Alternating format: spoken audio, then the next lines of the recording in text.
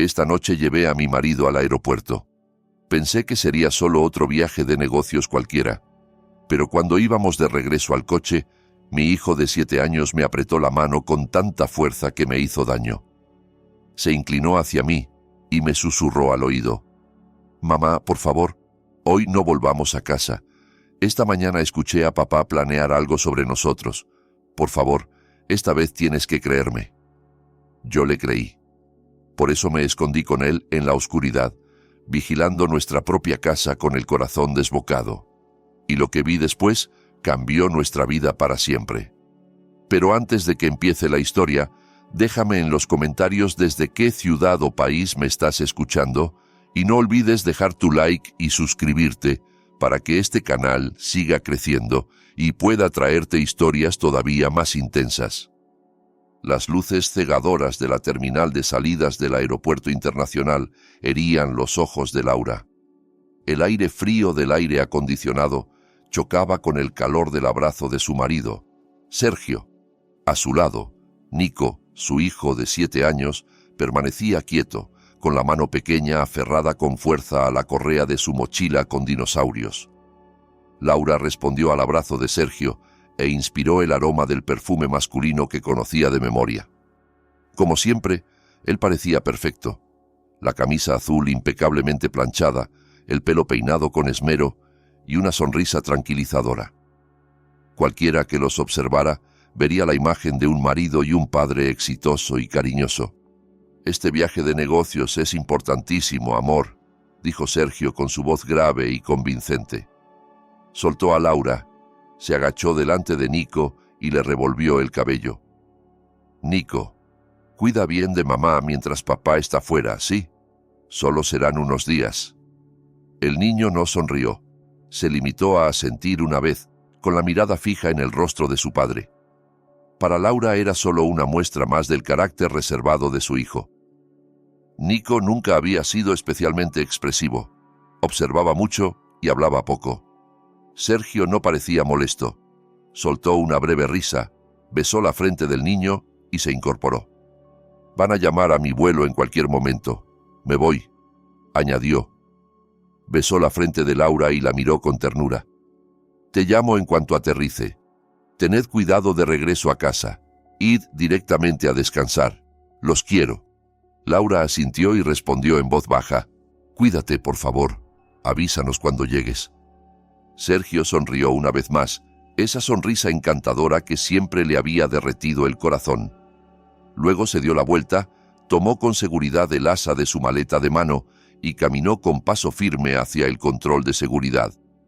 Laura y Nico se quedaron allí, entre la multitud que iba y venía, viendo cómo la espalda de Sergio se hacía cada vez más pequeña hasta desaparecer tras las puertas automáticas de cristal. La partida de Sergio dejó un vacío extraño entre Laura y Nico. El sonido de los anuncios de vuelo y el eco de los pasos sobre el suelo de mármol volvieron a hacerse nítidos. Laura soltó un largo suspiro. Siempre había un pozo de soledad cada vez que Sergio se marchaba, aunque supiera que era por trabajo. «Vamos, campeón, volvamos a casa», dijo al fin. Le tomó la mano a Nico y notó que estaba helada. El niño obedeció en silencio. Caminaron por el largo pasillo que conducía al estacionamiento, sus pasos resonando al unísono. Laura trató de romper la quietud. «Cuando lleguemos, ¿quieres que te prepare una leche caliente con chocolate?». Nico murmuró algo muy bajo, un sonido impreciso, difícil de distinguir entre un sí y un no. Laura supuso que estaba cansado. Llegaron al área de estacionamiento tenuemente iluminada. Allí solo había unos pocos coches en aquel nivel. El aire era más pesado, casi sofocante. Laura pulsó el botón del mando y su vehículo hizo parpadear los faros y emitió un pitido suave. Ella se dirigió a la puerta del conductor y Nico se acercó a la puerta trasera. Justo cuando Laura iba a abrir la puerta, sintió un tirón brusco en la muñeca. Sobresaltada, se giró. Nico estaba rígido, sujetándole la mano con tanta fuerza que sus uñas pequeñas se le clavaban en la piel. Bajo la luz amarillenta del estacionamiento, el rostro del niño aparecía pálido como el papel.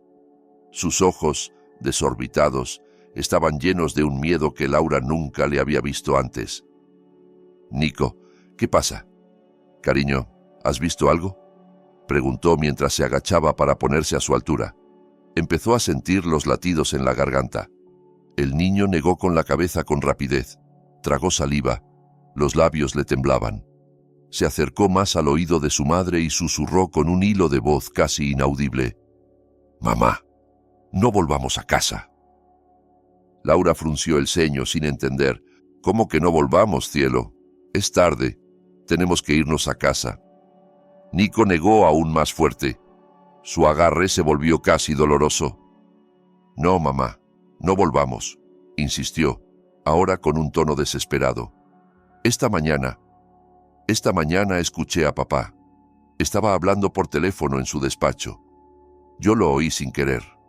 La confusión de Laura empezó a mezclarse con un nudo de ansiedad. «¿Escuchaste qué, Nico?». Él inspiró hondo, como si reuniera todo su valor. «Papá estaba planeando algo sobre nosotros. Dijo que después de que durmiéramos, asegúrate de que todo quede resuelto». No entendí bien, mamá, pero su voz no sonaba como siempre. Sonaba horrible, me dio miedo. Las lágrimas empezaron a acumularse en los ojos del niño. «Por favor, mamá, esta vez tienes que creerme». Esa última frase golpeó a Laura como un martillo. Se quedó inmóvil. Recordó cuando, semanas atrás, Nico le dijo que había visto a un hombre extraño vigilando la casa desde un coche aparcado frente al portal. Laura lo había ignorado, atribuyéndolo a la imaginación de un niño. Recordó también cuando Nico le confesó que no le gustaba nada un tío socio nuevo de Sergio, y ella le pidió que fuese educado. Dentro de Laura se inició una batalla feroz. Por un lado, la lógica. Sergio era su marido, el padre de Nico, el hombre que acababa de abrazarla con dulzura en el aeropuerto y decirle: «Los quiero». Estaba a punto de subir a un avión. Estaría en otra ciudad dentro de pocas horas. ¿Cómo podría estar tramando algo contra ellos? Debía de tratarse de un malentendido. Nico habría oído mal. No dejaba de ser un niño cansado, quizá triste por la ausencia de su padre, pero al otro lado estaba la mirada de su hijo. Esa mirada no era fantasía, era puro terror. Nico era un niño callado y muy observador, no un pequeño que se inventara historias para llamar la atención. Y su ruego susurrado: «Por favor, esta vez créeme», sonaba demasiado real. Laura sostuvo la mirada de su hijo un largo instante. El corazón le golpeaba tan fuerte que le revolvía el estómago. No sabía qué estaba ocurriendo, ni a quién creer. ¿Al marido perfecto o al hijo aterrorizado? Pero si existía, aunque fuese una posibilidad mínima de que Nico dijera la verdad, jamás se perdonaría ignorarlo. Asintió despacio.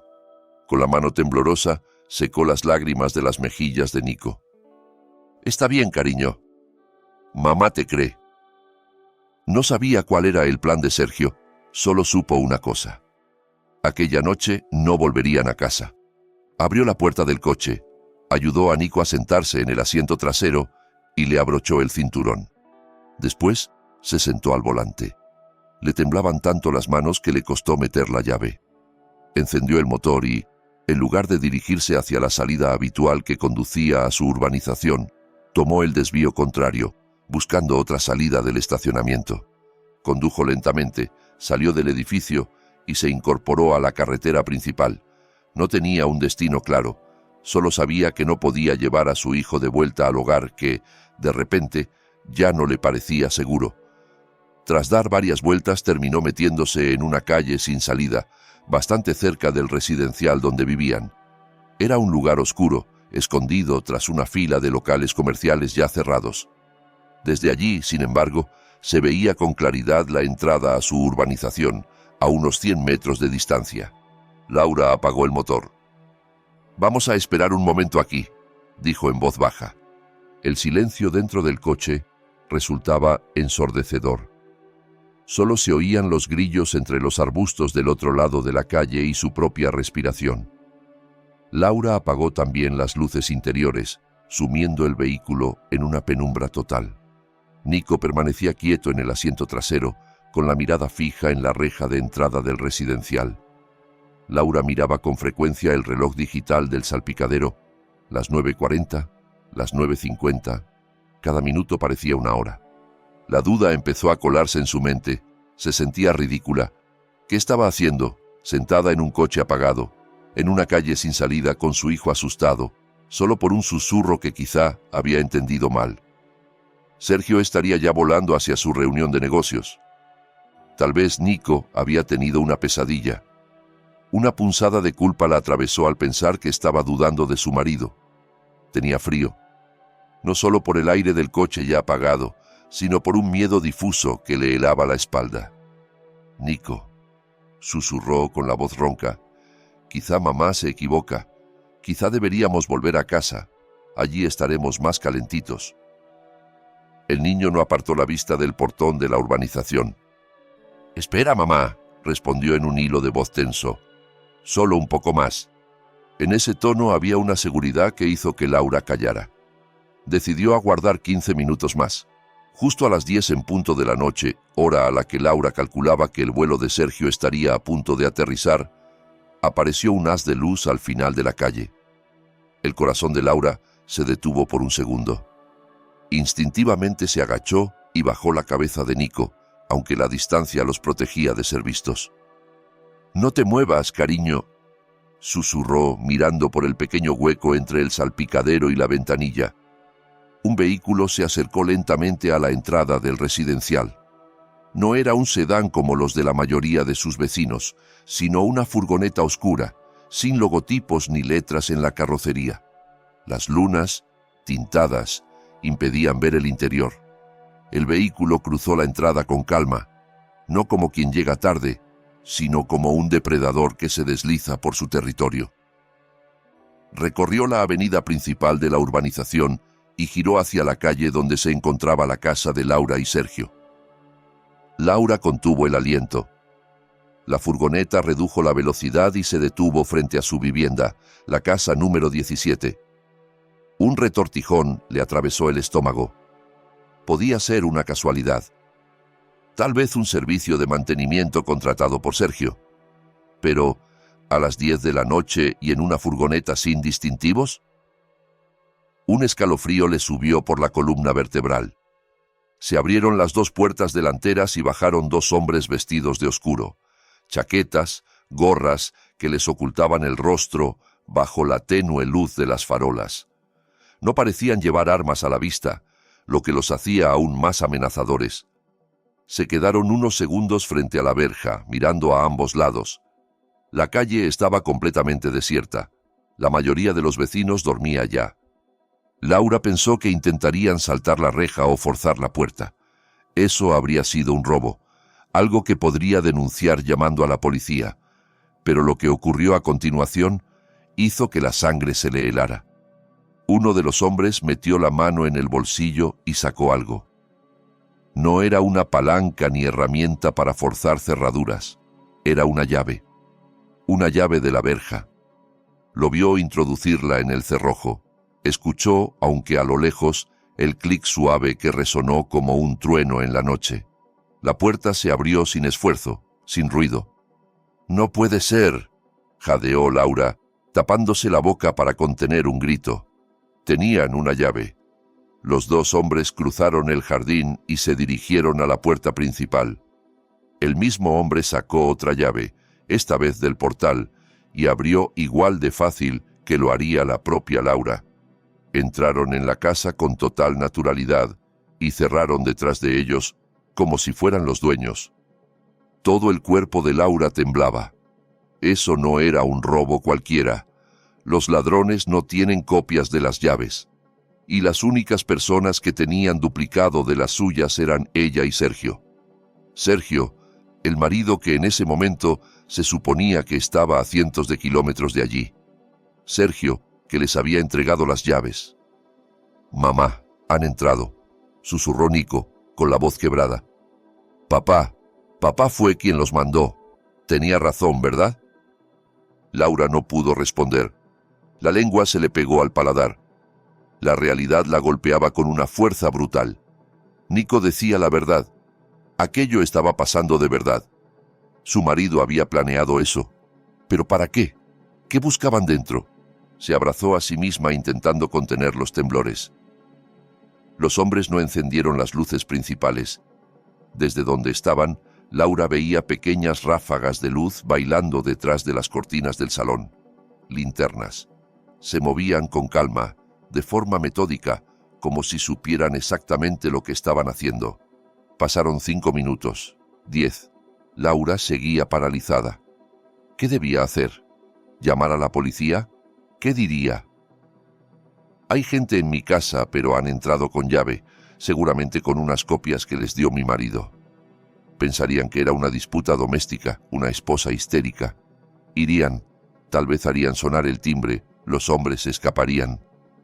O peor, tendrían una historia preparada por Sergio y él sabría que ella y Nico estaban vivos. Sabría que su plan había fallado. ¿Qué haría entonces? Mientras su mente giraba en círculos, un olor sutil se coló por las rendijas del coche. Un olor químico, punzante, inconfundible, como de gasolina. Laura miró a Nico con terror. El niño también lo había notado. Tenía los ojos muy abiertos.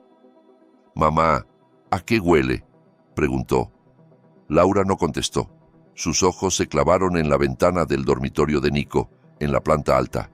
De repente, allí dentro estalló un destello de luz. No era el haz de una linterna, sino una claridad más intensa, anaranjada.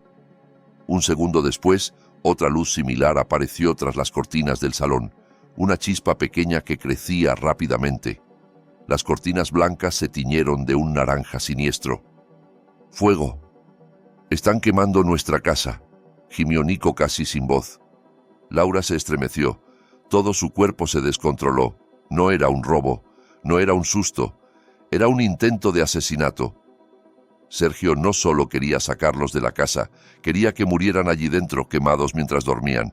El viaje de negocios, el abrazo en el aeropuerto, el beso en la frente, todo era una coartada perfecto. En ese instante, el teléfono en el bolsillo de Laura vibró. Lo sacó con manos temblorosas. Un mensaje de Sergio. Sintió como algo le estrujaba el corazón mientras lo abría. El texto era breve. «Acabo de aterrizar, amor. Ojalá ya estéis dormidos tranquilamente. Os quiero». Laura se tapó la boca con fuerza. Una oleada de náuseas le subió al pecho. Abrió la puerta del coche a toda prisa y vomitó sobre el asfalto frío. El sabor ácido y amargo le llenó la boca. Se quedó apoyada contra la puerta, tosiendo, mientras el estómago se vaciaba. El cuerpo entero le temblaba, ya no de frío, sino por la sacudida brutal que destrozaba su mundo. Frente a ella, su casa, el lugar donde había criado a Nico, donde guardaba todas sus memorias, ardía devorada por las llamas. Una columna de humo negro se elevaba hacia el cielo nocturno, arrastrando el olor a gasolina y a objetos quemados. La ventana del dormitorio de Nico estalló en 1000 pedazos, dejando salir lenguas de fuego que lamían la fachada. Era un infierno real. «Mamá, mamá», llamó Nico desde el interior del coche con voz angustiada. La sacudida la devolvió a la realidad. Vio a su hijo pegado al cristal, con la cara bañada en lágrimas y los ojos desorbitados. Se limpió la boca con la manga, obligándose a serenarse. Tenía que ser fuerte. Tenía que sacar a Nico de allí. Cerró de un golpe la puerta, volvió al asiento del conductor y se abrochó el cinturón, con las manos aún temblorosas. Echó una última mirada al fuego. Allí se estaban consumiendo las fotos de Nico de bebé, los recuerdos de su madre, el pañuelo especial que su madre le había regalado, toda una vida reducida a cenizas. A lo lejos, empezaron a oírse sirenas acercándose. Alguien había visto las llamas y avisado a los bomberos. Un nuevo pánico se apoderó de Laura. Vio que la puerta principal de la casa se abría y los 2 hombres de oscuro salían corriendo. No parecían alterados, solo rápidos. Se subieron otra vez a la furgoneta y, sin encender los faros, salieron del residencial a toda velocidad, giraron en la esquina y desaparecieron, apenas unos segundos antes de que el primer camión de bomberos llegara a la entrada de la urbanización. Ellos escapaban, y Laura entendió que ella no podía acercarse. No podía correr hacia los bomberos llorando y diciendo que su marido había intentado matarla. Nadie la creería. Sergio era un empresario respetado, miembro de la junta vecinal, siempre presente en donaciones y actividades del barrio. Ella, en cambio, sería la esposa traumada, fuera de sí, la mujer frágil que acababa de ver su casa arder. Y el único testigo clave sería un niño de 7 años. El móvil volvió a vibrar, pero no había mensaje nuevo. Era la pantalla encendiéndose con el texto ya leído. Ojalá ya estéis dormidos tranquilamente. Esa frase ahora se sentía como un cuchillo helado. Sergio no solo quería que murieran, quería que lo hicieran dormidos, sin poder correr, sin saber siquiera qué pasaba. Quería que se desvanecieran sin dejar rastro. Os quiero, cerraba el mensaje. Una mentira fría y calculada. El hombre con quien se había casado, con quien había dormido durante 9 años, era un monstruo. Ya no quedaba duda. No era un malentendido. Era un intento de asesinato. Laura tenía que marcharse de inmediato. Arrancó el coche. No podía ir a casa de ningún amigo. Todos eran amigos de Sergio también. Tampoco a casa de algún familiar. Sus padres habían muerto y la familia lejana no podría protegerla. Sergio se presentaría como el marido desesperado buscando a su esposa e hijo desaparecidos tras el incendio. Difundiría su foto, pediría ayuda. Todo el mundo, sin saberlo, sería sus ojos. Laura y Nico se convertirían en fugitivos, perseguidos por el hombre que se suponía debía protegerlos. Su mente corría en todas direcciones. Necesitaba a alguien que Sergio no conociera, alguien fuera de su círculo social, inteligente, fuerte y de confianza. Recordó entonces una escena de años atrás, en el despacho de su padre, don Alberto, poco antes de que él muriera. Él había señalado una pila de documentos legales y le había dicho: «Laura, la vida se complica. Si algún día te ves en un problema muy grande, uno que no puedas contarle a nadie, ni siquiera a tu marido, busca a esta persona». Su padre había escrito un nombre y un número en una tarjeta gruesa. Una abogada. Se llama Beatriz. Es muy sabia y sabe guardar secretos. Laura guardó aquella tarjeta en un cajón de su escritorio. Ese cajón ahora ardía en la casa, pero ella seguía recordando el nombre: Beatriz. Recordaba también vagamente la dirección del despacho, en la zona antigua de la ciudad. Esa era su única esperanza. Tomó un desvío que alejaba el coche del residencial y del sonido de las sirenas. Mientras conducía, miraba a cada rato por el retrovisor. Cada vez que un vehículo se acercaba demasiado detrás, sobre todo si era una furgoneta oscura, el corazón se le aceleraba. Se sentía como una presa cazada. No tenía nada. Su cartera, su documento de identidad, el dinero en efectivo, todo estaba en el bolso que había dejado en el salón, ahora devorado por el fuego. Solo conservaba el teléfono, el coche, la ropa que llevaba y a su hijo. Era todo. Pero eso bastaba para seguir adelante. Tenía que llegar a la dirección que recordaba.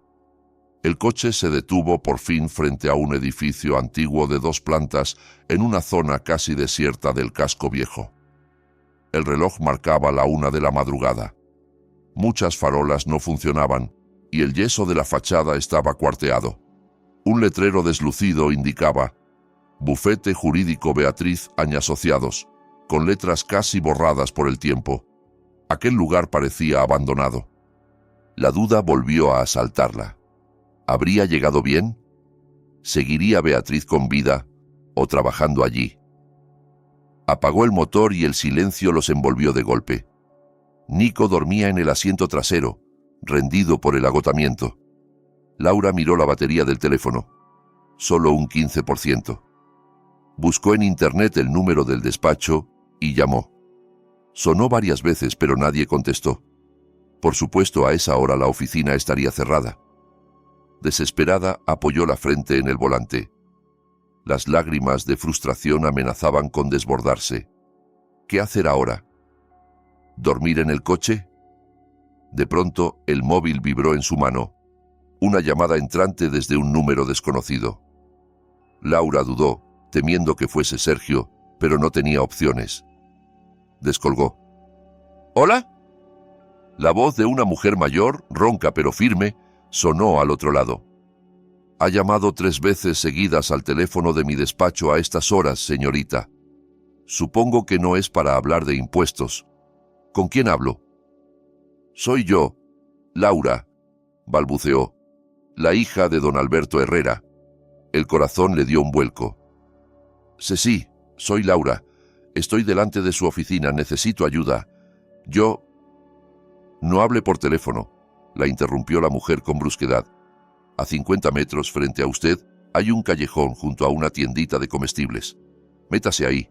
Verá una puerta de madera verde a la izquierda. Llame 3 veces. ¡Deprisa! La llamada se cortó. Sin pensarlo más, Laura encendió el motor, avanzó hasta el callejón indicado y allí, efectivamente, encontró una puerta verde desgastada. Aparcó en un rincón poco visible y se giró hacia su hijo.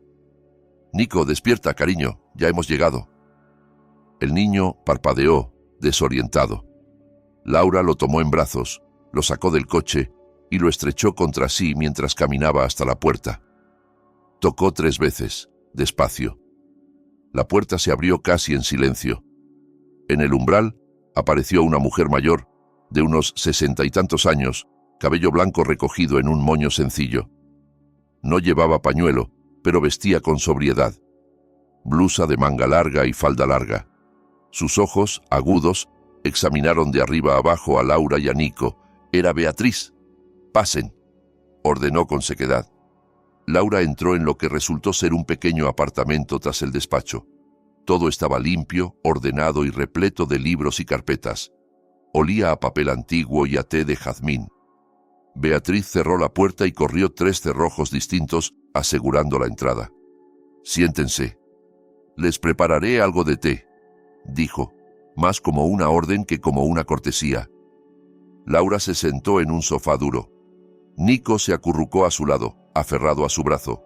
Beatriz regresó con una bandeja con 3 tazas humeantes y un plato de galletas. Entregó una taza a cada uno. «Beban un poco», indicó. «Luego me lo cuentan todo desde el principio, sin saltarse nada». Y Laura habló. Le contó el viaje de negocios de Sergio, el susurro de Nico en el aeropuerto, su decisión de no volver a casa. Describió la furgoneta oscura, las llaves, el fuego que devoró su hogar y el mensaje de texto de Sergio, ese alibi perfecto. Mientras ella relataba, Beatriz no hizo preguntas. Se limitó a escuchar con el rostro sereno, solo asintiendo de vez en cuando como si confirmara sospechas que ya tenía. Nico, ahora más calmado, añadió un detalle crucial. «Papá dijo por teléfono, asegúrate de coger los documentos de la caja fuerte después de que empiece el fuego», murmuró con voz baja pero clara. Los ojos de Beatriz se afilaron al escuchar eso. «La caja fuerte», repitió para sí. Cuando Laura terminó, el silencio llenó la estancia. Por fin, Beatriz dejó la taza sobre la mesa. «Temía que este día llegara, Laura», dijo con suavidad. «Desde que tu padre murió, he vigilado a Sergio a distancia. Nunca confié en él. Ahora mis sospechas se han confirmado». «¿Qué quiere decir?», preguntó Laura. La voz le temblaba. «Que Sergio lleva tiempo detrás de la herencia de tu padre». Laura frunció el ceño. «¿Qué herencia? Mi padre solo dejó esa casa, la que ahora está destruida, y un pequeño fondo para los estudios de Nico. Hasta seguimos pagando el coche a plazos. Sergio siempre decía que su negocio iba justa de dinero». Beatriz esbozó una sonrisa amarga.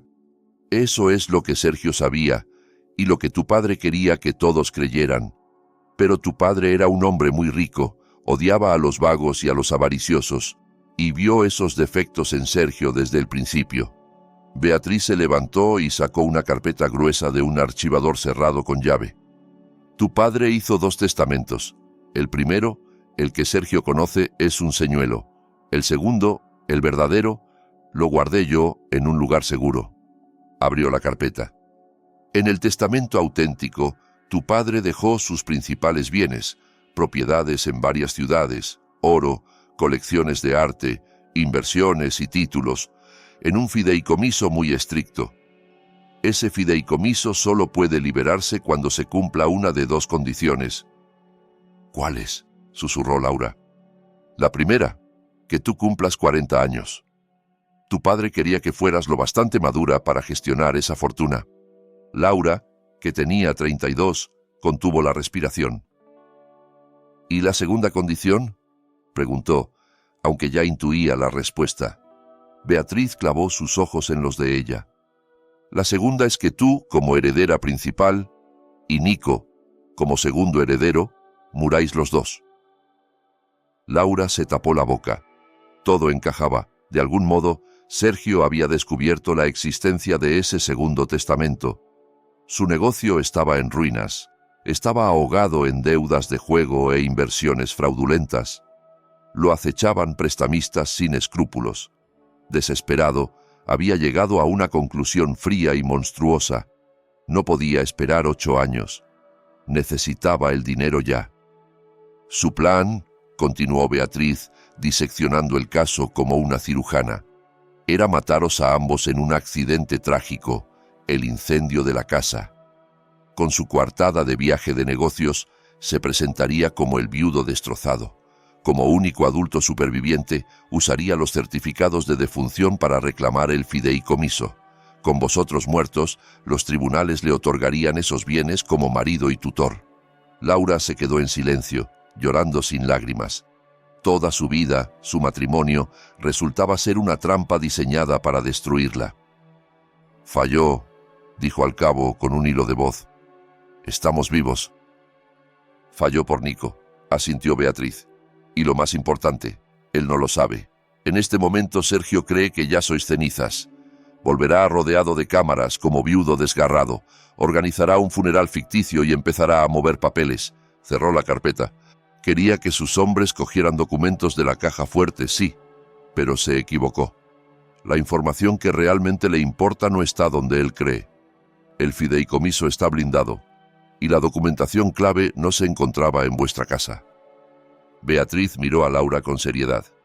Tu padre no era ingenuo, no confió solo en un testamento. Dejó otra llave, un secreto que Sergio desconoce, y ahora ese secreto es nuestra única arma. El pequeño apartamento de Beatriz se sentía como un capullo seguro en medio de la tormenta. Afuera, la vida de Laura se había reducido a escombros. Dentro, empezaban a trazar un plan. Laura sostenía una taza de té ya fría, con Nico dormido en su regazo, agotado por el miedo y el cansancio. Cada respiración le dolía, como si hubiera corrido una maratón.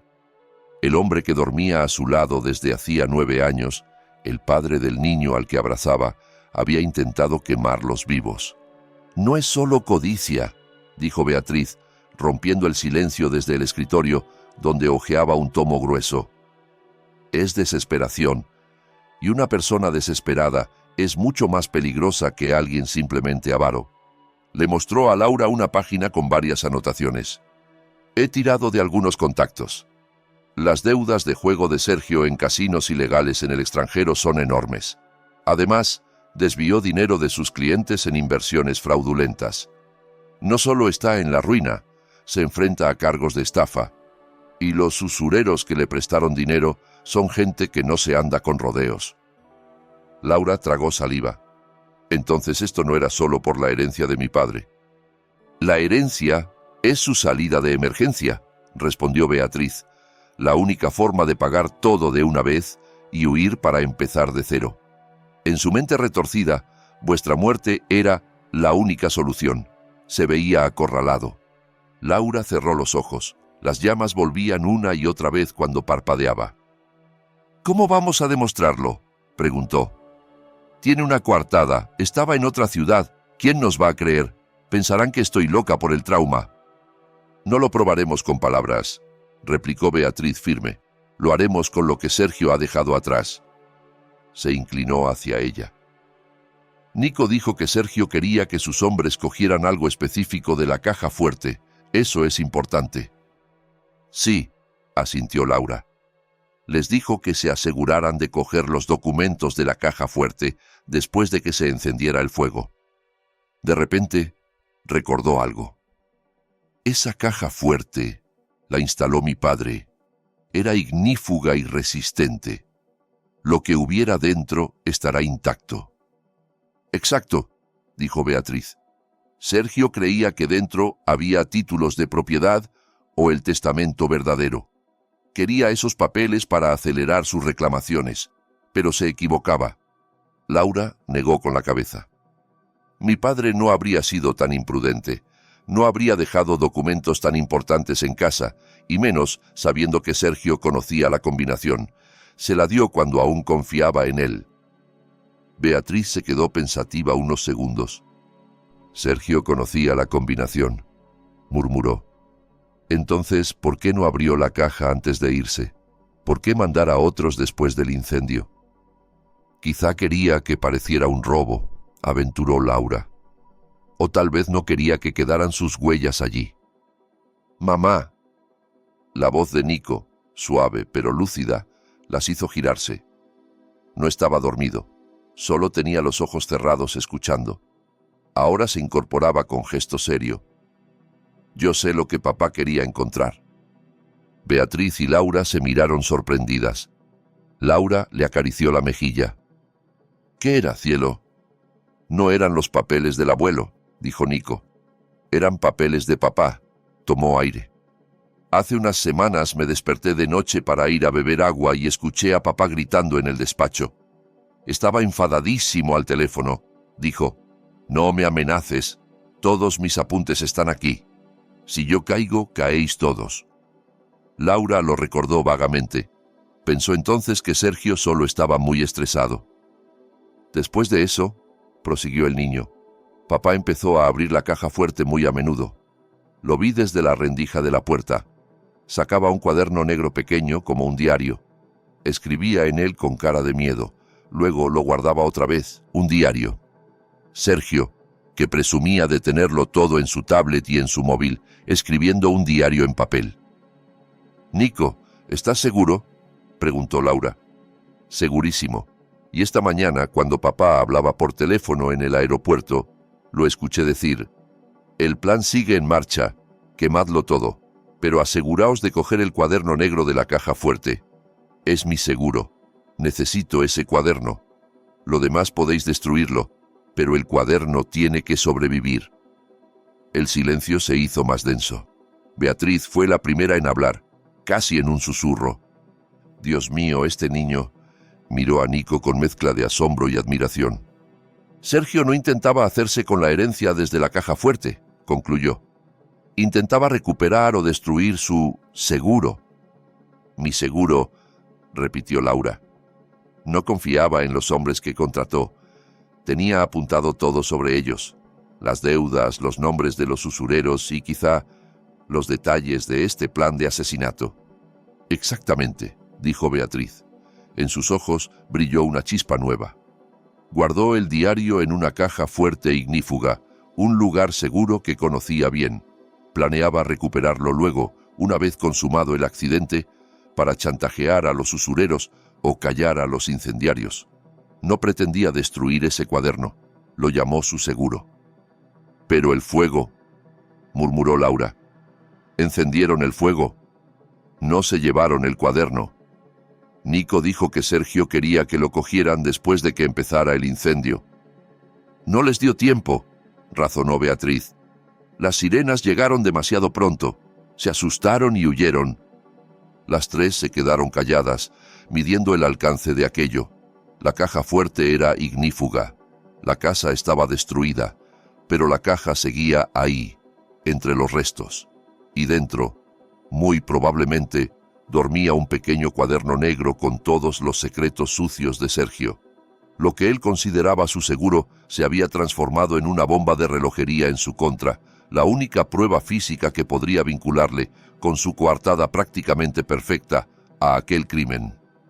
«Tenemos que recuperar ese cuaderno», dijo Laura finalmente. Su voz sonaba ahora firme, helada. antes de que Sergio se dé cuenta de que falló y envíe a alguien más a por él. Beatriz sonrió apenas, con una curvadura en los labios. Sergio no enviará a nadie, Laura. Vendrá él mismo. Hará su papel de viudo destrozado y luego intentará recuperar el diario con sus propias manos. Tenemos que llegar antes que él. Mientras tanto, en otra ciudad, Sergio salía por la puerta de llegadas del aeropuerto. Acababa de aterrizar. Caminaba con paso seguro, el rostro tranquilo. Miró su reloj. Las 10:30 de la noche. Perfecto. Justo a tiempo. Había enviado el mensaje a Laura en el momento exacto de aterrizar, dejando constancia de su coartada en los sistemas del aeropuerto y de la compañía de telefonía. Ahora solo tenía que esperar. Fue hasta una cafetería cercana, pidió un café solo y se sentó en una mesa apartada, de espaldas al bullicio, frente a una pared con televisores que mostraban noticias y paneles de vuelos. Debía parecer un ejecutivo cansado que se tomaba un descanso antes de ir al hotel. Dio un sorbo al café, amargo, y notó un leve cosquilleo en el pecho. Adrenalina. Sus hombres eran profesionales recomendados por uno de sus prestamistas. Habían acordado simular un escape de gas, un cortocircuito, algo trágico y accidental. Entrarían cuando el fuego estuviera lo bastante avanzado, cogerían el cuaderno negro de la caja fuerte y saldrían. Tenían la combinación. Ese cuaderno era su garantía. Sin él, sería solo un cordero. Su teléfono seguía mudo. Ninguna llamada de confirmación. Se removió en la silla. Deberían haber llamado en cuanto terminaran y estuvieran lejos. ¿Por qué no lo hacían? Miró la pantalla, sin señal. Alzó la vista a uno de los televisores. El canal de noticias local había interrumpido la programación habitual con un rótulo de urgente. Sintió que el corazón se le salía por la boca. La imagen mostraba un gran incendio. Una columna de humo negro elevándose al cielo. Al pie de la imagen se leía: Incendio en residencial Valle Verde, complejo de lujo. Valle Verde, Sur Residencial.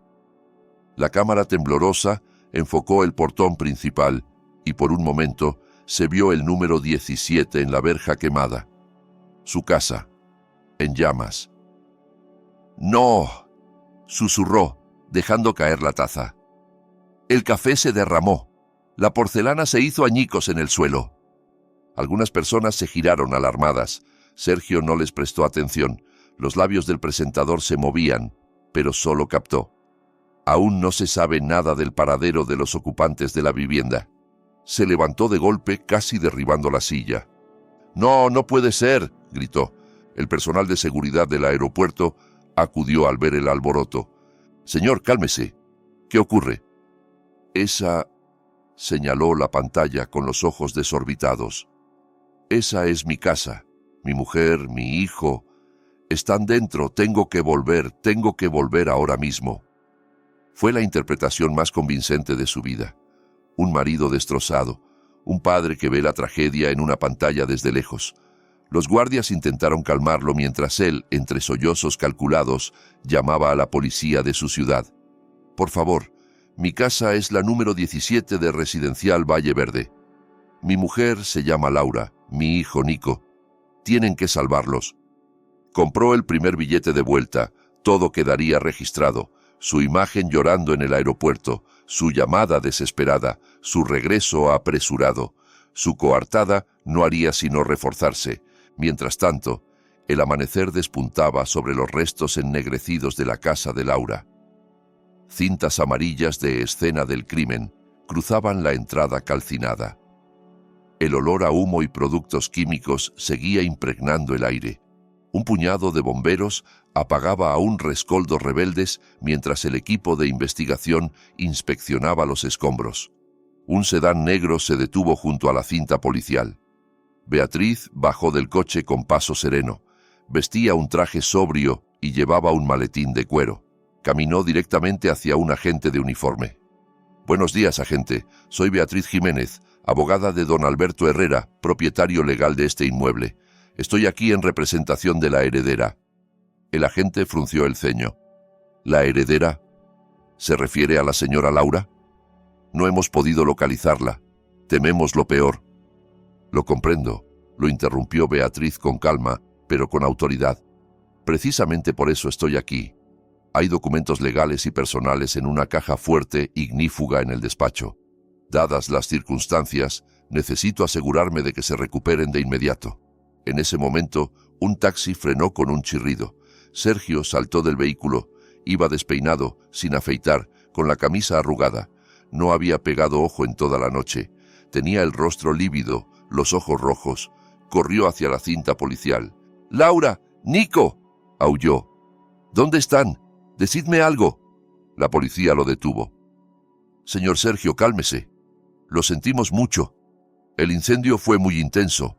Aún no hemos encontrado restos humanos, pero... todavía no». Esa frase lo taladró. Ellos deberían haber estado en el dormitorio, dormidos. Debería ser fácil encontrar sus cuerpos. ¿Significaba eso que habían escapado? No, era imposible. El fuego fue demasiado rápido, a no ser que... Se obligó a cortar ese pensamiento. Tenía que concentrarse en su papel. Cayó de rodillas, golpeando el asfalto con los puños. «¡No! ¡No!», lloraba. «¡No puede ser! ¡Tienen que estar ahí dentro!». Mientras protagonizaba su drama, Beatriz hizo una seña a los dos hombres que la acompañaban, un cerrajero especializado en cajas fuertes y un ayudante.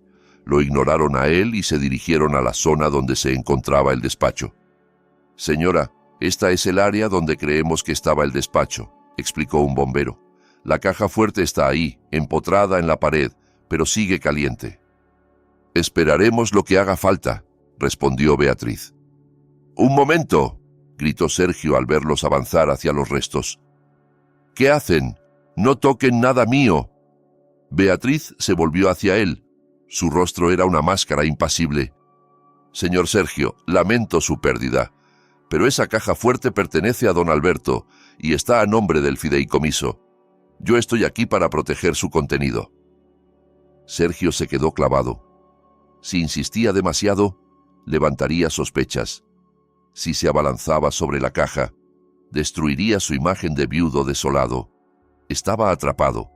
Solo podía mirar, temblando de rabia, cómo el cerrajero trabajaba sobre el metal ennegrecido. El hombre se movió con rapidez y precisión. Aún salía calor de la superficie de la caja.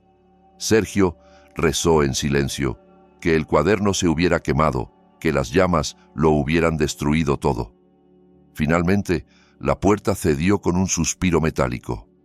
Beatriz avanzó sin miedo, enfundada en guantes, y rebuscó en la oscuridad del interior. Sergio contuvo el aliento. Beatriz sacó una pequeña caja metálica abollada. La abrió. Dentro, empapado de humedad y hollín, pero intacto, descansaba un cuaderno de tapas negras. Ella lo tomó con cuidado, sin abrirlo, y lo guardó en su maletín.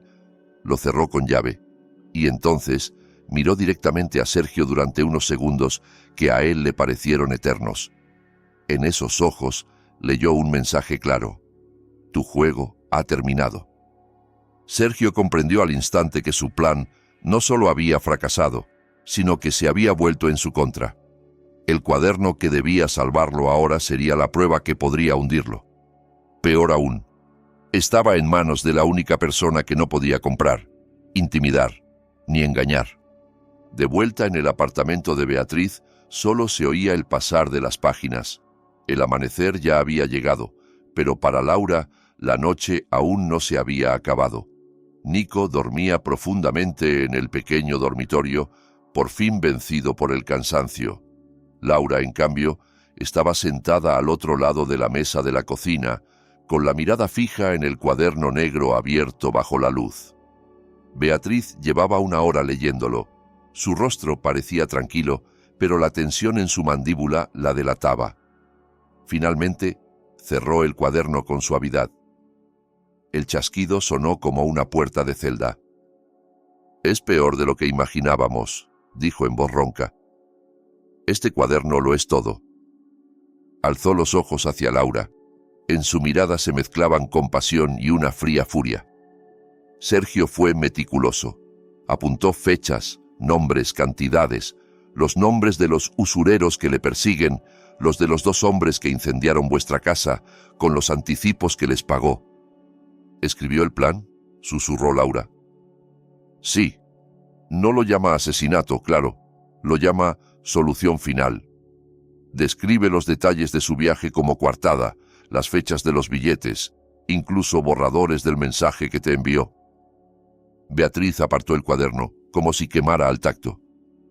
También escribió sobre ti. Dice que eres demasiado ingenua y confiada, que no ve la hora de resolver todo esto para empezar una nueva vida con el dinero de tu padre. Incluso planeó unas vacaciones al extranjero después de tu periodo de luto. Cada frase era una bofetada, ingenua, crédula. Había amado a un hombre que la consideraba poco menos que una tonta y que planeó su muerte mientras sonreía en la mesa. «Tenemos la prueba», dijo Laura con la voz quebrada. «Podemos ir a la policía». «Podemos, y este cuaderno es una prueba muy fuerte», admitió Beatriz. «Pero Sergio es astuto. Contratará a los mejores abogados, alegará que el diario es falso o que lo escribió bajo coacción, estirará el caso durante años, los usureros no declararán, los incendiarios desaparecerán». Se inclinó hacia adelante. «No queremos solo que vaya a prisión, Laura. Queremos destruirlo del todo. Queremos que confiese. Necesitamos pillarlo cometiendo otro delito que no pueda negar. Al otro lado de la ciudad, en la habitación de un hotel caro pagado con los últimos límites de sus tarjetas, Sergio iba de un lado a otro como una fiera enjaulada. La actuación de viudo destrozado en la escena del incendio había salido bien, pero ahora el problema era otro. La policía había declarado oficialmente a Laura y Nico como desaparecidos. No había restos humanos en los escombros, ni huesos, ni dientes, nada que confirmara su muerte. Sin certificado de defunción, no podía cobrar el seguro de vida ni reclamar el fideicomiso. El teléfono vibró, una llamada de un número que no conocía. Sintió un vuelco. Podía ser un usurero o, peor, uno de los incendiarios reclamando el resto del pago al no haber podido coger el cuaderno. Los dejó sonar. Arrojó el móvil sobre la cama. Estaba atrapado, sin dinero, sin su seguro, convencido de que el cuaderno estaba ya en manos de Beatriz, y ahora sabía, con certeza, que Laura y Nico seguían vivos en algún lugar, escondidos con ella. Tenía que conseguir dinero. Tenía que acceder a la herencia antes de que ellos la usaran contra él. Repasó mentalmente los bienes que conocía. Solo uno le parecía accesible, algo que Laura mencionaba a menudo, un legado personal de su padre. Una caja de seguridad en un banco antiguo del centro. Ella decía que su padre había guardado recuerdos de la infancia, pero Sergio siempre sospechó que había algo más. Un listado de activos, certificados de oro, quizá. La caja estaba a nombre de Laura y solo se abría con una pequeña llave que ella llevaba colgada como colgante bajo el pañuelo. Esa llave debía haberse derretido en el incendio. Lo que Sergio no sabía era que ese depósito era precisamente la trampa que don Alberto había preparado. Beatriz lo explicó con calma a Laura aquella noche. Tu padre era muy meticuloso. No dejó la herencia en un solo lugar. Sus activos están repartidos en más de una docena de cajas de seguridad en distintos bancos, a nombre de identidades falsas. Para acceder a ellas se necesitan 2 cosas: el testamento verdadero, que tengo yo, y la lista de localizaciones de las cajas, que está guardada precisamente en la caja de seguridad que Sergio conoce. ¿La del banco del casco antiguo?, preguntó Laura. Esa misma. Tu padre sabía que recordarías las historias de tu infancia sobre ese banco. También sabía que Sergio te escuchaba. Por eso la usó como carnada. Beatriz sonrió de forma casi imperceptible. La caja se abre con 2 llaves idénticas. Una te la dio a ti, la que llevabas colgando. La otra me la entregó a mí. Sergio ignora por completo la existencia de esta segunda llave. Los engranajes empezaron a encajar en la mente de Laura. Entonces, continuó Beatriz, ahora mismo Sergio está desesperado. Sabe de la existencia de esa caja y está convencido de que dentro está la ruta hacia la riqueza. hará lo que sea por abrirla. Solo tenemos que darle la oportunidad. El plan era sencillo y brillante. Beatriz tenía un informante, un empleado de bajo rango en una de las empresas donde Sergio había invertido, un joven llamado Damián, que también estaba endeudado por el juego. Beatriz lo usaría como ratón. Damián contactaría a Sergio con una historia creíble. Diría que, días antes del incendio, Laura, aterrada y a punto de huir, le había confiado lo único valioso que había podido salvar de casa: un pequeño colgante con una llave. Diría que ahora necesitaba dinero rápido para pagar sus propias deudas y que estaba dispuesto a vendérsela sin hacer preguntas. Sergio, al oír eso, no sería capaz de resistirse. Como pago final por el engaño, Beatriz acordó borrar cierta deuda del joven y ofrecerle protección. 2 días después, Sergio recibió aquella llamada en el aparcamiento de un centro comercial. Damián, nervioso pero bien instruido, representó a la perfección su papel. Le mostró la llave, pequeña, gastada, idéntica al amuleto que Laura llevaba siempre al cuello. Sergio le dio casi todo el efectivo que le quedaba a cambio. Se retiró apretando la llave en el puño, convencido de haber ganado. Laura habría sido lo bastante tonta como para confiar en un desconocido. Ahora él tenía lo que necesitaba. Solo quedaba un obstáculo. Con Laura muerta y desaparecida, ¿cómo justificar que él abriera esa caja? Sergio pasó la noche confeccionando documentos falsos, un certificado de defunción de Laura, obtenido a través de contactos turbios, y un poder notarial también falsificado donde ella, supuestamente, lo autorizaba a gestionar esa caja si le pasaba algo. Lo tenía todo listo. Al día siguiente, a las 10 de la mañana, se reuniría con el director del banco. «Ha mordido el anzuelo», informó Beatriz a Laura esa misma noche. «Mañana tiene cita en el banco de la Ciudad Vieja. Llevará la llave y los papeles falsos». «¿El director lo detendrá?», preguntó Laura. «El señor Darío Campos, director del banco, era amigo íntimo de tu padre», respondió Beatriz.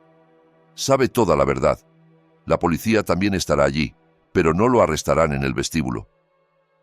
Beatriz la miró fijamente. «Sergio tiene que ser sorprendido en pleno acto. El señor Campos lo acompañará a la sala de cajas, y allí, en una sala privada, terminará su juego». El aire en la sala de cajas del banco estaba frío y olía a metal y hormigón. El silencio era tan profundo que Laura podía oír su propio corazón latiendo en los oídos.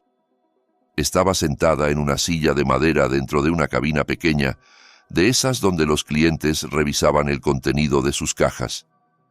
A su lado, Nico, con la mano aferrada a la suya. En la esquina, de pie, Beatriz y 2 agentes de policía de paisano. Habían llegado 1 hora antes, por la puerta trasera para empleados. El director, Darío Campos, un hombre alto de cabello gris, los condujo hasta la zona de cajas sin que nadie en el vestíbulo los viera. Ahora, el reloj marcaba las 10 en punto cuando Laura escuchó pasos en el pasillo de mármol. Los reconoció de inmediato. El corazón se le vino abajo. Era Sergio. «¡Qué tragedia tan horrible, señor Sergio!», se oía la voz compasiva de Campos desde fuera. «No puedo imaginar por lo que debe estar pasando». La voz de Sergio sonaba cascada, cargada de tristeza ensayada. «Gracias, señor Campos. Solo quiero resolver cuanto antes los asuntos de mi esposa. Es demasiado doloroso». Laura apretó los dientes. Qué fácil le salían las mentiras. «Por supuesto», respondió Campos. «¿Trajo toda la documentación y la llave?» «Aquí tiene», se oyó el crujido de papeles. «Este es el certificado, y el poder que ella firmó unas semanas antes de todo esto. Decía que estaba muy estresada y quería que yo me encargara de sus finanzas si le pasaba algo». Laura casi se atragantó. Jamás había firmado nada así. «Todo parece en orden», comentó el banquero con fingida naturalidad. «Acompáñeme, por favor». Los pasos se acercaron. Pasaron de largo frente a la cabina donde Laura se escondía. Notó que Nico le apretaba la mano. Los pasos se detuvieron delante de una caja de seguridad. Escuchó una llave girar. «Esta es la llave del banco», explicó Campos. «Ahora use la suya, por favor. Metal contra metal. Un clic». La puerta de la caja se abrió. Laura imaginó a Sergio conteniendo la respiración, esperando encontrar lingotes de oro o documentos millonarios. «Verá, señor Sergio», añadió Campos. «Según nuestros registros, la señora Laura designó un tutor para supervisar la apertura de esta caja. Es un trámite formal para protección del heredero. Esa persona ya lo espera en una sala privada. Si no le importa...» «¿Un tutor?» Sergio sonaba desconcertado. «Pero yo soy su marido. El heredero sería nuestro hijo y está muerto. Es un tutor nombrado por el padre de la señora Laura», aclaró Campos. «Solo es una formalidad. Pase, por favor. Él ya está dentro». Llamaron suavemente a la puerta de la cabina. Uno de los policías la abrió desde dentro. Sergio apareció en el umbral. Entrecerró los ojos, intentando adaptarse a la luz más tenue. Parecía más envejecido que una semana antes, ojeroso, demacrado por el estrés. Esperaba encontrarse con un abogado o un pariente lejano. En vez de eso, vio a su esposa. Laura estaba sentada, con un pañuelo azul claro que él mismo le había regalado por su cumpleaños, mirándolo fijamente. No había amor en sus ojos, solo un odio frío que lo atravesó como un cuchillo. A su lado, Nico, el hijo al que había intentado quemar vivo en su habitación. El rostro de Sergio se desmoronó. No fue un gesto de sorpresa, sino de puro horror, como quien ve un fantasma. La sangre le abandonó el rostro hasta dejarlo blanco. Abrió la boca, pero no pudo articular palabra. Tropezó hacia atrás, levantando las manos como si quisiera espantar una visión. El silencio en la pequeña sala se podía cortar. Entonces, la vocecita de Nico lo rompió. «Nos buscabas, ¿verdad, papá?», preguntó sin apartar los ojos de él. Sergio giró la cabeza hacia su hijo.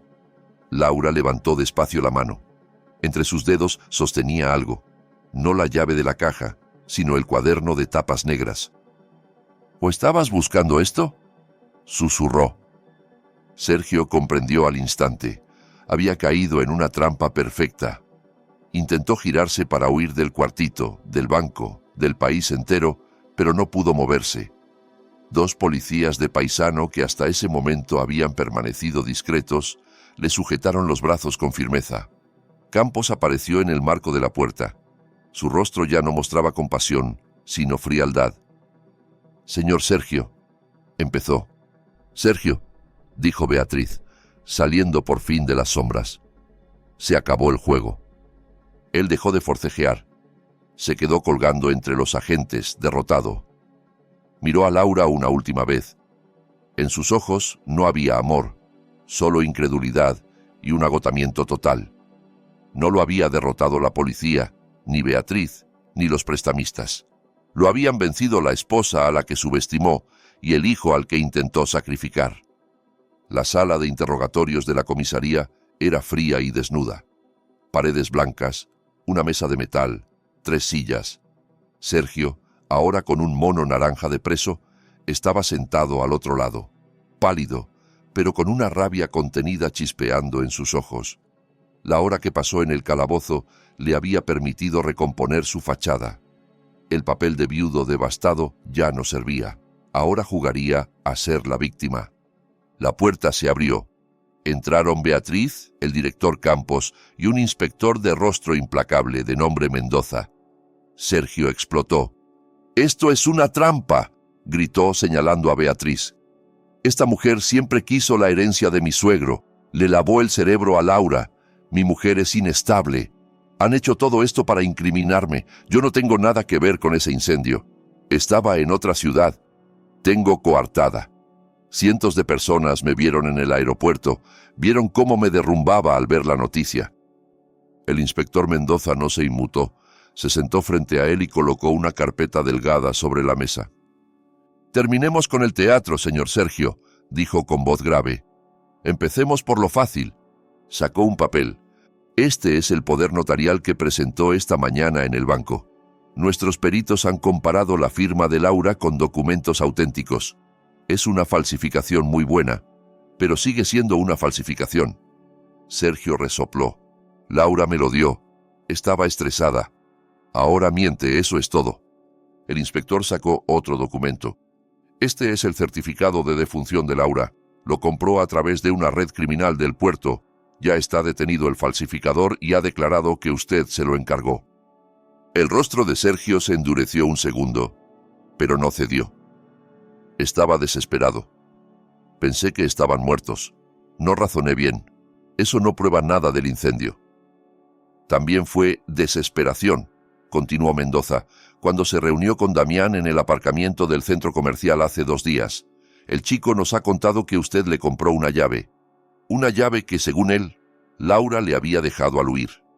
Sergio se quedó mudo. No había imaginado que el ratón hablaría. Laura lo utilizó, replicó al fin. Le dio la llave para que me sacara dinero. Ella montó todo esto. Vosotros no tenéis nada sólido, solo su palabra contra la mía. Yo sigo teniendo coartada. Beatriz, que había permanecido callada, intervino. Las coartadas son maravillosas, Sergio, dijo tranquila, pero solo sirven si nadie sabe lo que hiciste antes de ir al aeropuerto. Él la fulminó con la mirada. Cállese, vieja bruja. Ella lo ignoró. Sacó algo de su bolso y lo dejó sobre la mesa, el cuaderno de tapas negras. No imaginamos que serías tan meticuloso, comentó. Nombres, fechas, transferencias, los 2 hombres que quemaron la casa, la orden de recuperar este cuaderno después del incendio. Todo está aquí. Sergio clavó los ojos en el cuaderno. Su rostro se contrajo, pero aún intentó resistirse. Ese no es mi cuaderno. No sé qué es eso. Lo habéis puesto vosotros en la caja fuerte. Me habéis tendido una trampa. El inspector Mendoza negó con la cabeza. Este diario es solo la guinda, dijo. Ni siquiera lo necesitamos para condenarlo. Sergio soltó una carcajada histérica. Mentira, no tenéis nada más. Nosotros no, respondió Beatriz con voz suave. Pero tu hijo sí. Sergio se quedó de piedra. ¿Nico? ¿Qué tiene que ver él? Mendoza dio una señal. Otro agente entró con un portátil y un pequeño proyector. Lo conectó y enfocó la imagen en la pared blanca. Hace unas semanas, explicó el inspector, su hijo Nico compró un juguete, una cámara de juguete, de esas tipo espía. Los niños adoran esos cacharros. Sergio comenzó a temblar. Recordó vagamente cuando Nico le había enseñado un pequeño robot con cámara. Nico desconfiaba de ti, continuó Beatriz. Dijo que te veía gritar muchas veces al teléfono, así que puso su juguete en la estantería de tu despacho, apuntando directo a tu mesa. Solo quería saber por qué estabas tan enfadado. Mendoza pulsó play. La imagen era algo borrosa, pero se veía claramente a Sergio sentado en su escritorio, hablando por teléfono. La fecha y la hora aparecían en una esquina, 2 días antes del incendio. El audio, en cambio, era nítido. El plan sigue en marcha, se escuchó la voz de Sergio, amplificada en la sala. Yo estaré en el aeropuerto cuando ocurra. Mi coartada estará limpia. Escucha, quema todo. El salón, el dormitorio de Nico, el principal. Que parezca un accidente, pero asegúrate de coger el cuaderno negro de la caja fuerte. Es mi seguro. Necesito ese cuaderno. Sergio dejó de respirar. El inspector avanzó al siguiente clip. Sergio hablando con 2 hombres de espaldas a la cámara la noche anterior. No me importa cómo lo hagáis, decía en el vídeo. Aseguraos de que estén dormidos. Gas, lo que sea. No quiero que haya pelea. Cuando Laura y Nico estén resueltos, os haré la segunda transferencia. La herencia estará disponible en unas semanas. Todos saldremos ganando. Apagaron el portátil y el proyector. La sala se sumió en un silencio pesado. La coartada del aeropuerto se había hecho añicos. Aquellas grabaciones eran una confesión antes del crimen. Sergio miró la mesa. Los hombros le cayeron. Dejó de actuar. No lloró, no gritó. Solo levantó la vista hacia Beatriz con ojos vacíos. Estaba acorralado. murmuró. Los usureros amenazaban con hacerle daño a Nico, también a Laura. Lo hice para protegerlos. Intentó esa última mentira, presentándose como víctima. No, lo cortó Beatriz con frialdad. Lo hiciste para salvar tu pellejo. Estabas dispuesto a sacrificarles para pagar tus deudas. Por fin se quebró. Apoyó la frente en la mesa, el cuerpo convulsionado por sollozos secos. No tenía opción, repetía, una y otra vez. En la sala contigua, tras un vidrio unidireccional, Laura lo observaba inmóvil. Tenía a Nico abrazado contra el pecho y le tapaba las orejas, para que no oyera la confesión. Pero ella escuchó cada palabra. Vio al hombre que había amado reduciéndose a un criminal patético que estaba dispuesto a quemar a su familia por dinero. Ya no quedaba amor, ni pena, solo un frío absoluto, y poco a poco, una inmensa sensación de alivio. Se había acabado. Las cadenas que la unían a ese hombre se habían roto para siempre. El juicio de Sergio fue rápido y se convirtió en noticia en todo el país. La historia del empresario aparentemente ejemplar que intentaba asesinar a su familia, la esposa supuestamente ingenua que sobrevivió y el hijo callado que se convirtió en héroe, capturaron la atención de los medios. La sala se abarrotó en todas las audiencias. Laura y Nico no asistieron nunca. Beatriz los representó, protegiéndolos del circo mediático. Las pruebas eran demoledoras. El diario negro, los documentos falsos, el testimonio de Campos, el del falsificador de certificados, el de Damián, y sobre todo, las grabaciones del juguete espía de Nico. Los abogados de Sergio alegaron que las grabaciones eran ilegales, que Sergio había sido manipulado, que estaba sometido a una presión extrema por las deudas. Nada de eso funcionó. Llegó el día de la sentencia. Sergio, más delgado y envejecido, escuchó al juez calificar sus actos como una de las peores traiciones posibles contra la familia y la humanidad. Lo declararon culpable de todos los cargos: planificación de asesinato, tentativa de doble homicidio, incendio premeditado y falsificación de documentos. La condena fue cadena perpetua sin posibilidad de libertad condicional. Cuando lo sacaron por última vez de la sala, cegado por los flashes de las cámaras, ya no quedaba rastro del hombre elegante que fue. Era solo un reo derrotado, y su castigo no terminaba ahí. Dentro de la cárcel, Sergio no era nadie. No tenía dinero para comprar protección, y la noticia de que había dejado escrita, con nombres y apellidos, la identidad de varios usureros y sicarios en su diario, se filtró. Había roto el código del mundo del crimen. Aquellos acreedores, con conexiones dentro de la prisión, no se lo perdonaron. Su vida entre rejas, tal como había pronosticado Beatriz, se convirtió en un infierno. Miedo constante, amenazas, agresiones. Perdió la libertad, la familia y cualquier rastro de prestigio. Solo le quedó el remordimiento y el terror al mañana. Semanas después de la condena, Laura y Beatriz regresaron al banco de la Ciudad Vieja. Esta vez, con una orden judicial legítima y la llave auténtica que Beatriz guardaba. Abrieron la caja a nombre de Laura. Dentro no había oro ni joyas, solo una carta de su padre y un cuaderno pequeño. La carta, escrita a mano, estaba llena de cariño. Don Alberto explicaba por qué había escondido su fortuna. Solo quería que encontraras tu propia felicidad, hija. No una felicidad comprada con dinero. El dinero es solo una herramienta. En malas manos, destruye. El cuaderno contenía la lista de las demás cajas de seguridad, una docena de bancos, nombres falsos, números de caja. Era un mapa del tesoro. Tardaron meses en regularizar todo legalmente. La herencia resultó ser muchísimo mayor de lo que Laura jamás imaginó. Una fortuna capaz de mantener a su familia durante generaciones. Pero aquel dinero pesaba, sabiendo que casi había sido la causa de su muerte. Laura tomó una decisión.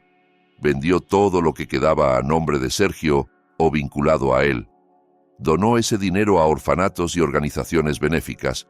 No quería tocar ni un centavo contaminado por él. Solo usaría los bienes limpios heredados de su padre. Pasó un año.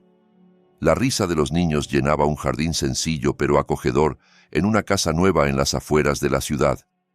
No era una mansión, sino un hogar luminoso y cálido, lejos de las sombras del pasado. Laura estaba sentada en el porche, con un pañuelo de colores vivos, removiendo una taza de té de jazmín. Tenía un aire sereno, las líneas de tensión en su rostro casi habían desaparecido. Nico, ya de 8 años, corría por el césped persiguiendo mariposas. Seguía en terapia, pero las pesadillas eran menos frecuentes. Hablaba más, reía más. Había vuelto a ser un niño. Laura no se limitó a vivir de la herencia. En el centro de la ciudad, un edificio nuevo lucía un rótulo: Fundación Legado Herrera. Con la guía de Beatriz, Laura destinó el dinero de su padre a crear una organización con 2 objetivos: ofrecer becas completas a niños brillantes de familias humildes, niños observadores como Nico, y proporcionar ayuda legal gratuita y refugios seguros para mujeres y criaturas atrapadas en relaciones abusivas o manipuladoras. Transformó la herencia que casi la mata en un instrumento para salvar a otros. Ese sería su verdadero legado. Nico corrió hacia el porche con una flor en la mano, una margarita blanca. «Es para ti, mamá», dijo sonriendo. Laura aceptó la flor. Sintió que el corazón se le llenaba de calor. «Gracias, mi amor». Él la rodeó con los brazos. «Gracias por creerme, mamá». Laura le devolvió el abrazo con fuerza, besándole la coronilla. Aquellas palabras que en el estacionamiento del aeropuerto había pronunciado entre lágrimas y terror, ahora sonaban llenas de paz. «La que tiene que darte las gracias soy yo», susurró. «Tú eres mi héroe. Tú nos salvaste». Se quedaron sentados juntos en el porche, contemplando el jardín bañado por la luz dorada de la tarde. La sombra de Sergio se había desvanecido. El fuego se había apagado. Solo quedaba un amanecer nuevo, un futuro seguro y el amor indestructible entre una madre y su hijo que habían pasado por el fuego y habían salido victoriosos. Y ahora, antes de que cierres esta historia, quiero que te pongas un segundo en el lugar de Laura. Si tu hijo o tu hija te susurrara algo así al oído, ¿le creerías a la primera o pensarías que es solo imaginación infantil? ¿Te atreverías a desafiar la lógica y desconfiar de la persona con la que duermes cada noche? Cuéntame en los comentarios, ¿qué habrías hecho tú? ¿Te habrías ido a casa como siempre? ¿O habrías hecho lo mismo que Laura y te habrías quedado vigilando en la oscuridad? Me interesa mucho leerte, porque a veces una simple decisión, como la de esa noche en el estacionamiento, puede cambiarlo todo. Y ya que has llegado hasta el final de esta historia, dime también desde qué ciudad o país me estás escuchando.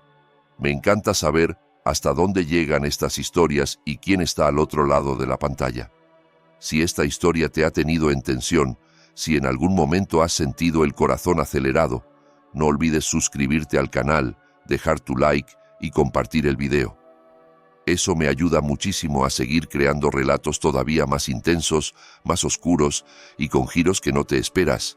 Activa también la campanita para que YouTube te avise cada vez que suba una nueva historia, porque te aseguro que lo que viene después puede ser incluso más perturbador que lo que acabas de escuchar.